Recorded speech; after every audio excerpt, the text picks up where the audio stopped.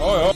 吓死我了, that was scary, guys. I'm scared. Alright guys, I've decided to pump out more audio reviews in hopes of growing the audio aspect of this channel, and it's also something that I personally really wanted to do when I set out and started doing YouTube. As much as I know people like my mouse and mousepad reviews, that's what most of you guys are here for, I hope people can start watching more of the audio reviews too, and hopefully start moving into audio, because it's just something really enjoyable. Today we are going to talk about the Cayin C9, a portable amplifier, and it is kindly on loan to me by another local audiophile, and to be quite honest, there's a high possibility I'll be buying this off him soon. So in case you guys don't know about Cayin, they are a Chinese audio electronics company that have been around for quite a while now, and they've become one of the main staple brands representing high-end Chinese audio equipment. They specialize in amplifiers and digital audio players and other things like that. They have some very seriously high-end tube amplifiers if that's something you're interested in, but I personally am not. They've also recently announced a new digital audio player called the N30 LE, and it costs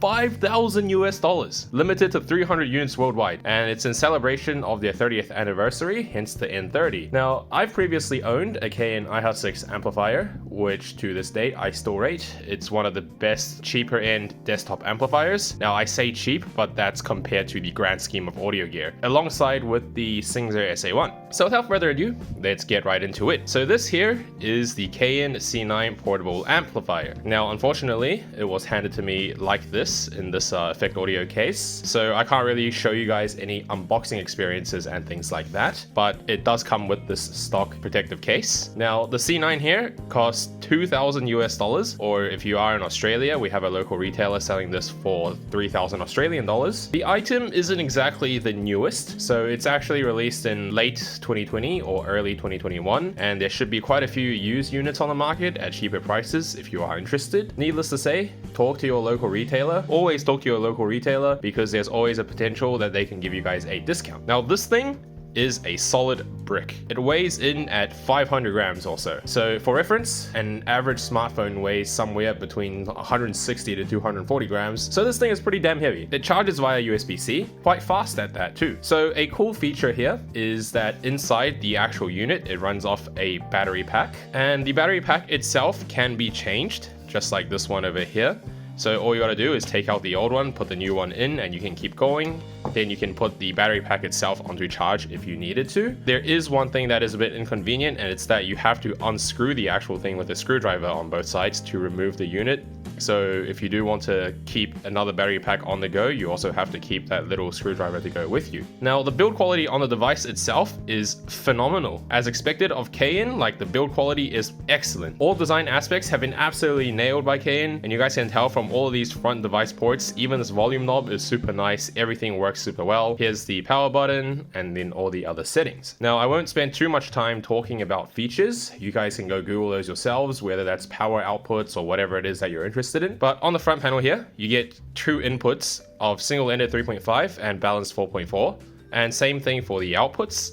Otherwise, you have a line and pre-mode, high and low gain, solid state and tube timbre, and class A or AB amplification. With this device, you get pretty much everything there is to try get. Now, the line and pre-mode, line just means the amplifier is working as we would assume it normally is. You use the volume knob to control, and the pre-mode sets the amplifier to max power output, assuming you have another device that you're going to use to control things. This would actually be recommended for extra hard to power gear, provided that your other device that you're feeding this with also has a volume control option. Now, the coolest feature on this amplifier is that it has 4 different types of amplification profiles which you can alter between. So the functions are solid state and tube timbre, as well as class A and class AB amplification. Now, I've done my vast majority of listening on solid state and class A. I'm not the biggest fan of the tube, and also class A versus class AB we will talk about a little bit. Now, one thing to note is that even when changing between the combinations themselves, the sonic changes aren't really that significant, or at least to my ears that is the case. Now, there's definitely a noticeable difference, but I don't think it was enough for me to stress over like, oh, I need to use this setting, oh, I gotta use that setting for this track and things like that. So just switch between them, see what you like. If you don't really care, just leave it at whatever. And the general sonic characteristics and qualities of the amplifier does not actually change that drastically depending on the settings here. So we'll talk mostly about the general characteristics. Now, for context, all of my listening was done via using the Mojo 2 Poly as a source. I also use this DD Hi-Fi 3.5 to 4.4 adapter and this LTEC interconnect to make it 4.4 inputs onto the C9 here. As for the IEMs and stuff I used, most of the listening was on the V16 Divinity, which I previously reviewed last week, and also the Subtonic Storm here. So I think the first thing you guys actually need to know about is the Mojo 2. Now this isn't a Mojo 2 review, but just understand that the amplification via the Mojo 2 itself is actually quite poor, and the device drastically improves when it is feeding an amplifier. So adding the C9 into a chain here was a night and day difference. Now I've already realized that in the past because I did use the Mojo 2 to feed desktop amplifiers as well, but also huge credit to the C9 here. So most of the discussion is based on solid state and class A mode, unless I specify otherwise. I'm not the biggest tube fan. So the C9 is definitely a warmer amplifier. This is the first thing I noticed when I added it to the chain. So all sounds were a little bit warmer, everything just sounded much more full, very meaty and solid note weight. I love it. I really love it. But most importantly, the improvements regarding bass was just crazy. Now I don't care if you're a bass head or not. We all enjoy some good bass, and this gives you that. It feels a little bit more mid-bass focused rather than sub-bass, with all the mid-bass notes feeling very, very visceral and impactful when they start hitting. Now, sub-bass also does improve, but given that it is more mid-bass emphasis, the sub-bass improvement is showcased a bit less. So the next change then comes from staging, specifically staging depth. Now, I found adding most amps to the Mojo 2 causes an increase in staging size, especially in terms of width. The C9 here also does the same thing, but the stage width increase is just like most other amps would do. It's nothing too special compared to another amplifier that you could add. The magic isn't there. Where the magic is in terms of stage depth. And I think that's a very, very unique change. Because when we're talking about IEMs, for example, sound staging isn't really a thing, to be honest. It's nothing that you should really be too concerned with. In addition, IEMs typically struggle with staging depth and height. Most IEMs end up staging width roughly to the same extent, but they really do struggle in depth and height. And so being able to add more perceived depth is definitely something worth noting and makes this amplifier very special. And so now you're probably thinking, okay, it gives me more bass and weight and a little bit more soundstage, so does the treble and detail suffer a bit? Is it worse? No, that is not the case at all. So firstly, in regards to treble, the amp doesn't reduce treble by any means, but rather it feels like it makes the treble more smoothened out. It by no means makes the treble recessed, but makes it rather less edgy. There's less grain, less fatigue when listening, and the overall experience is just more relaxed and musical, as we would like to call it. Details are also present as they should be. If anything, there's more details when you use this amplifier than directly listening to the Mojo 2. And yet it never sounds forced. It doesn't sound like it's trying to force detail into you. The detail is just there, and it just blends into the music. When you want it, when you look for it, it's right there. But otherwise you can sit back and just listen to an entire musical presentation. The only way I can describe this is that it provides a thick, creamy, musical, and just enjoyable, relaxed experience. That's the main tonal features of this amplifier. But people usually then associate nice, thick, creamy, warm musical experiences, but then it must suffer from poor dynamics. And yet the dynamics of the C9 is no slouch either. Especially if you were to use solid state and class AB mode, this thing seriously slams. There is a heap of dynamic volume contrast between quieter notes and louder notes. There's excellent attack on transients, and the amp holds extremely good control over the drivers of the transducer. Now, I wouldn't exactly say dynamics is a strong suit of the C9, but it's definitely nothing that is considered a weakness here either. If you are purely into things like dynamics and transients, perhaps the Mass Kobo 475 is something you should look at. I'll hopefully be able to demo one of those soon as well. So then what are the caveats with the C9? What's the negatives here? Because nothing is perfect. Well, first of all, the amp isn't the most quiet thing. The V16 Divinity is one of the most sensitive IEMs around nowadays, and unfortunately there is still a minor noise floor that can be picked up when you use the C9. However,